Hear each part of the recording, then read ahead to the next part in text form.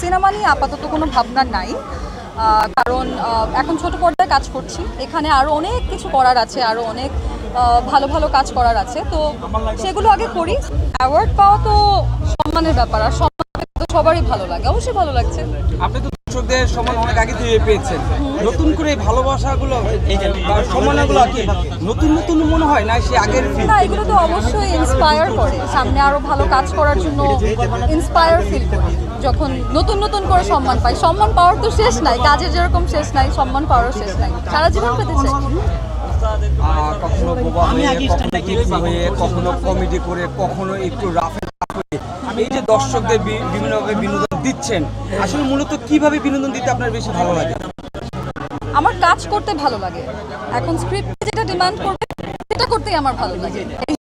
কখনো কি মনে হয় যে কেন্দ্রিক কাজগুলো বেশি দর্শক সময় দিতে হয় নাকি ভেরিয়েশন ক্যারেক্টার? আমি বেসিক্যালি ভেরিয়েশন রাখতেই পছন্দ করি কাজে, বাট মাঝে মধ্যে যেটা হয় আসলে কাজ তো করে যেতে চাই, এই কারণে মাঝে মধ্যে দেখা যায় এক ধরনের কাজ করা হয়ে যায়, বা দেখা যায় আমরা গ্যাপ রেখে রেখেই শুটিং করেছি, রিলিজ হয়েছে এরকমও হয়।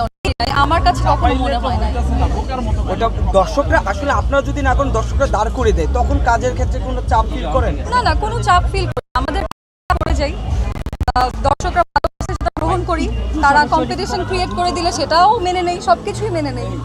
মোটামুটি অনেক ধরনের চরিত্র অভিনয় করা হয়েছে, এমন কি অভিনয় করে যেটা অপেক্ষা আছে?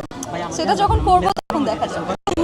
সেটা কি ওই অনেক ধরনের ক্যারেক্টার আছে যেগুলো করতে চাই, এখনো করতে পারিনি, বা তো যখন করবো তখন তো সবাই জানতে পারবে।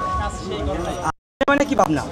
সিনেমা নিয়ে আপাতত কোনো ভাবনা নাই, কারণ এখন ছোট পর্দায় কাজ করছি। এখানে আরও অনেক কিছু করার আছে, আরও অনেক ভালো ভালো কাজ করার আছে, তো সেগুলো আগে করি। সিনেমা অনেক প্রিপারেশনের ব্যাপার, সো প্রিপারেশন ছাড়া কোনো একটা জায়গায় গিয়ে যা ইচ্ছা তা করতে চাই।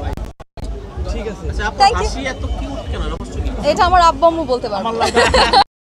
এরকম আমাকে তোতা পাখি কেউ বলে নাই, আপনি প্রথম বলেন। Thank you so much. Okay, thank you.